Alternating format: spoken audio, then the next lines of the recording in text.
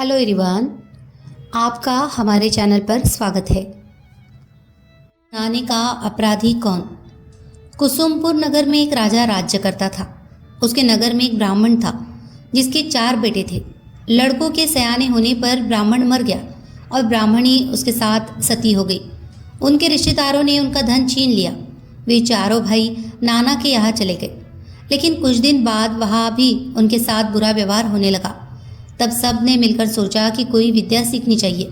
ये सोच करके चारों 4 दिशाओं में चल दिए। कुछ समय बाद वे विद्या सीख कर मिले। एक ने कहा, मैंने ऐसी विद्या सीखी है कि मैं मरे हुए प्राणी की हड्डियों पर मांस चढ़ा सकता हूँ। दूसरे ने कहा, मैं उसके खाल और बाल पैदा कर सकता हूँ।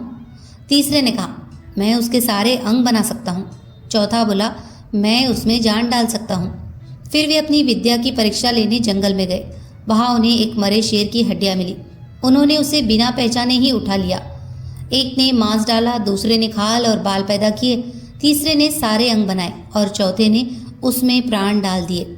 शेर जीवित हो उठा और सबको खा गया। ये कथा सुनाकर बेताल बोला, हे राजा, बताओ कि उन चारों में शेर बनाने का अपराध किसने किया। राजा ने कहा, जिसने प्राण डाले उसने, क्योंकि बाकी 3 को ये पता ही नहीं था कि वे शेर बना रहे हैं, इसलिए उनका कोई दोष नहीं है। ये सुनकर बेताल फिर पेड़ पर जा लटका। राजा जाकर फिर उसे ले आया।